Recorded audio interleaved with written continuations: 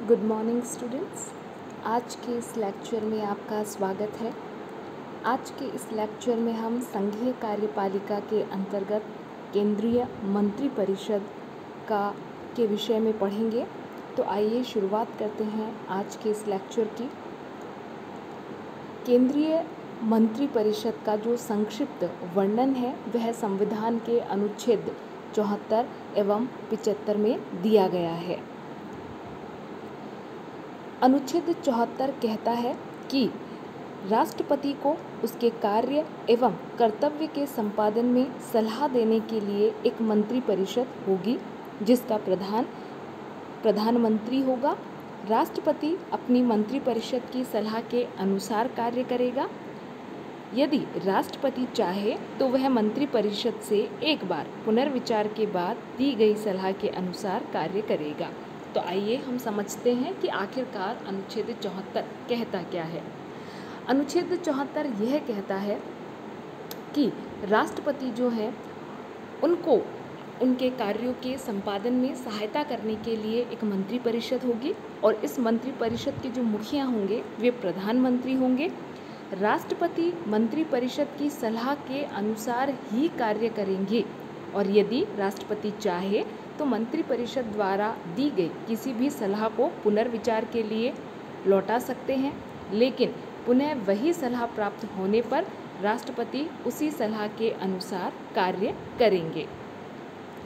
इस संबंध में हम पूर्व में ही पढ़ चुके हैं। भारत में संसदात्मक व्यवस्था को अपनाया गया है जहां दो प्रकार की कार्यपालिकाएं हैं, नाममात्र एवं वास्तविक। जहां राष्ट्रपति नाममात्र की कार्यपालिका है वहीं प्रधानमंत्री उनकी मंत्रिपरिषद सहित वास्तविक कार्यपालिका है और वही वास्तविक कार्यपालिका शक्तियों का प्रयोग भी करती हैं। अतः अनुच्छेद 74 के अनुसार संविधान द्वारा जितनी भी शक्तियां राष्ट्रपति को प्रदान की गई हैं उन शक्तियों का जो वास्तविक प्रयोग है वह प्रधानमंत्री एवं उनकी मंत्रिपरिषद करेंगे। अनुच्छेद 75 के बारे में हम पूर्व में भी पढ़ चुके हैं कि प्रधानमंत्री की जो नियुक्ति है वह राष्ट्रपति करेंगे और अन्य मंत्रियों की नियुक्ति राष्ट्रपति प्रधानमंत्री की सलाह पर करेंगे।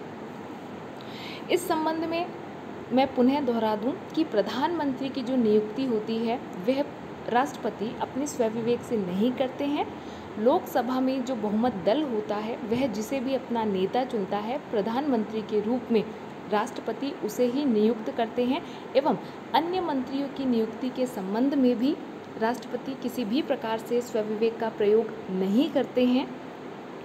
इस संबंध में प्रधानमंत्री जिन नामों की सिफारिश करता है उन्हीं को वे मंत्री के रूप में नियुक्त करते हैं। आइए हम मंत्रिपरिषद के संबंध में कुछ और तथ्यों के बारे में पढ़ते हैं। इस संबंध में 91वां जो संविधान संशोधन 2003 है वह अत्यधिक महत्वपूर्ण है क्योंकि इस संशोधन के द्वारा मंत्रिपरिषद का जो आकार था उसे निश्चित किया गया। जो 91वां संविधान संशोधन है उसके अंतर्गत यह प्रावधान है कि मंत्रिपरिषद का अधिकतम आकार जो निम्न सदन है अर्थात जो लोकसभा है उसकी कुल सदस्य संख्या का केवल 15% ही हो सकता है। इसे ध्यान रखें, यह एक अत्यधिक महत्वपूर्ण तथ्य है कि 91वां जो संविधान संशोधन है वह मंत्रिपरिषद के आकार को सीमित करने से संबंधित है और ये काफ़ी महत्वपूर्ण संविधान संशोधन है और इसके द्वारा यह निर्धारित किया गया कि मंत्रिपरिषद का जो आकार होगा वह लोकसभा की सदस्य संख्या का 15% से अधिक नहीं होगा। किसी भी राजनीतिक दल से संबंधित कोई संसद सदस्य यदि 10वीं अनुसूची के अधीन दल बदल के आधार पर संसद की सदस्यता के लिए अयोग्य घोषित किया गया है तो उसे मंत्री नहीं बनाया जा सकता है। सबसे पहले हम ये देखें कि मंत्री बनाए जाने की आवश्यक शर्त क्या होती है।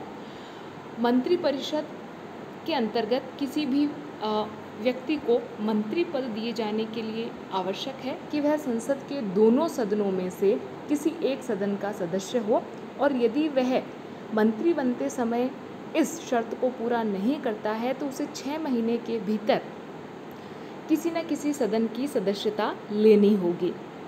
अब हम बात करते हैं 10वीं अनुसूची की।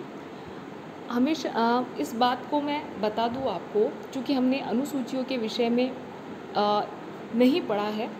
भारतीय संविधान 12 अनुसूचियों की व्यवस्था की गई है। उसमें से जो 10वीं अनुसूची है उसका संबंध दल बदल कानून से है, और यह प्रश्न भी परीक्षाओं में प्राय पूछा जाता है कि दल बदल से संबंधित कौन सी अनुसूची है। तो हमारा उत्तर होगा 10वीं अनुसूची, या 10वीं अनुसूची में किससे संबंधित प्रावधानों को रखा गया है, तो हम कहेंगे दल बदल से संबंधित प्रावधानों को।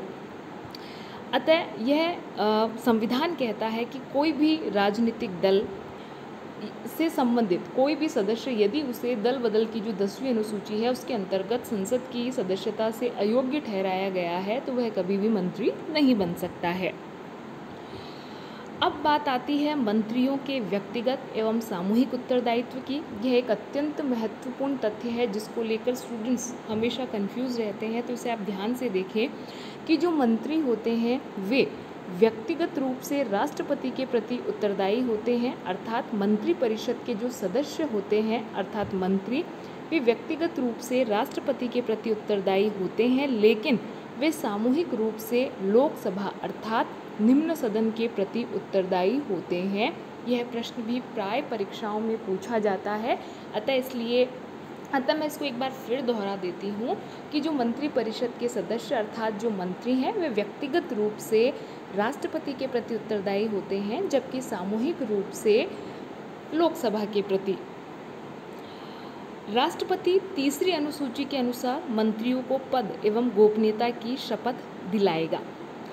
3री अनुसूची जो है उसका संबंध शपथ प्रारूपों से है। मंत्रियों द्वारा अपना पद ग्रहण करते समय पद एवं गोपनीयता की शपथ ली जाती है। यदि कोई मंत्री 6 महीने तक संसद के किसी भी सदन का सदस्य नहीं है तो अवधि समाप्त होने पर वह मंत्री नहीं रहेगा। इस बारे में हम चर्चा कर चुके हैं कि मंत्री होने के लिए आवश्यक है कि वह संसद के दोनों सदनों में से किसी एक सदन की सदस्यता रखता हो। यदि वह नहीं भी है तब भी उसे मंत्री नियुक्त किया जा सकता है, लेकिन इसके लिए यह आवश्यक है कि वह 6 महीने के भीतर किसी भी एक सदन की सदस्यता ग्रहण करे, और यदि 6 महीने के भीतर वह सदस्यता ग्रहण नहीं कर पाते हैं तो ऐसे में उन्हें अपने पद से त्यागपत्र देना होगा। मंत्रियों के जो वेतन भत्ते होते हैं वे समय समय पर संसद द्वारा निर्धारित किए जाते हैं। तो हमने केंद्रीय मंत्री परिषद के विषय में अनुच्छेद 74 एवं 75 के विषय में पढ़ा, और साथ ही मंत्री परिषद की कुछ विशेषताएं या कुछ महत्वपूर्ण तथ्य जो मंत्री परिषद के संबंध में हैं उनके बारे में पढ़ा। अब हम देखते हैं कि आखिरकार इस मंत्री परिषद में जो मंत्री हैं उनकी कितनी श्रेणियां हैं। इस संबंध में हम 3 श्रेणियों पर चर्चा कर सकते हैं: कैबिनेट मंत्री, राज्य मंत्री एवं उप मंत्री। राज्य मंत्रियों के अंतर्गत स्वतंत्र प्रभार वाले मंत्री भी होते हैं। तो कुल मिलाकर मोटे तौर पर 3 श्रेणियों का उल्लेख मिलता है: कैबिनेट मंत्री, राज्य मंत्री एवं उप मंत्री।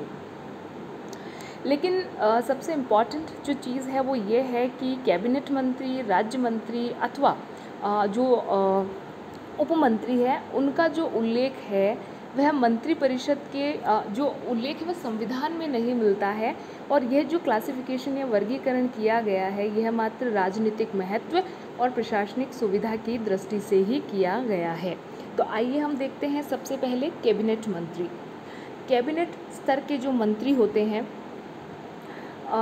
और कैबिनेट को हिंदी में मंत्रिमंडल भी कहा जाता है, जिसके विषय में हम बाद में पढ़ेंगे।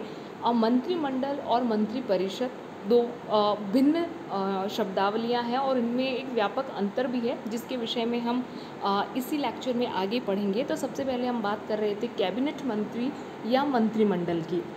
कैबिनेट स्तर के मंत्री जो होते हैं वे मंत्री परिषद के महत्वपूर्ण सदस्य होते हैं, अर्थात जो मंत्रिमंडल होता है वह मंत्री परिषद का ही एक हिस्सा होता है, और इसके ये जो सदस्य होते हैं ये तुलनात्मक रूप से अधिक महत्वपूर्ण होते हैं। सामान्यतः मंत्री परिषद में सम्मिलित किए गए जो सत्तारूढ़ दल है उसके जो वरिष्ठ एवं महत्वपूर्ण सांसद होते हैं उन्हें ही कैबिनेट मंत्री के रूप में शामिल किया जाता है, और उन्हें जो विभाग सौंपे जाते हैं वे काफ़ी महत्वपूर्ण होते हैं। जैसे आप रक्षा मंत्रालय ले लें, वित्त मंत्रालय ले लें, तो ये सब जो होते हैं कैबिनेट मिनिस्टर्स की श्रेणी में आते हैं और ये विभाग में स्वतंत्र तौर पर कार्य करते हैं और ये विभाग अन्य विभागों की तुलना में काफ़ी महत्वपूर्ण होते हैं। नीति निर्माण में भी कैबिनेट मिनिस्टर्स या मंत्रिमंडल की महत्वपूर्ण भूमिका होती है, या ये कहा जाए कि सरकार के जितने भी महत्वपूर्ण एवं नीतिगत निर्णय हैं वे मंत्रिमंडल अर्थात कैबिनेट द्वारा ही लिए जाते हैं। अब हम बात करते हैं राज्य मंत्री की। राज्य मंत्री जो होते हैं बेसिकली वो कैबिनेट मंत्री जो होते हैं अर्थात जो मंत्रिमंडल होता है उसके अधीन ही काम करते हैं। कई बार कुछ राज्य मंत्रियों को स्वतंत्र प्रभार भी प्रदान किया जाता है।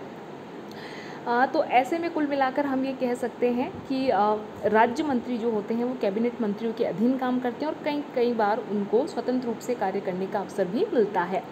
फिर आता है उपमंत्री। उपमंत्री मंत्रिपरिषद के कनिष्ठ या जिनको हम जूनियर मेंबर्स कह सकते हैं। ये प्राय विभाग के प्रभारी कैबिनेट मंत्री अथवा राज्य मंत्री के कार्यों में सहायता करते हैं और उनकी विभिन्न कार्यों को संपन्न करवाने में सहायता करते हैं। पुनः मैं दोहरा दूं कि इस प्रकार का जो क्लासिफिकेशन है वो संविधान में कहीं नहीं मिलता है, मात्र इसे सुविधा की दृष्टि से बनाया गया है। लेकिन यदि आप महत्व की दृष्टि से देखेंगे तो निश्चित रूप में कैबिनेट जो मिनिस्टर्स होते हैं या मंत्रिमंडल जो होता है वो सबसे अधिक महत्वपूर्ण होता है। इनकी चर्चा हम मंत्रिपरिषद और मंत्रिमंडल का जब अंतर या जो भेद पढ़ेंगे उसमें करेंगे। तो आइए सबसे पहले अब हम देख लेते हैं मंत्रिपरिषद और मंत्रिमंडल में क्या अंतर होता है।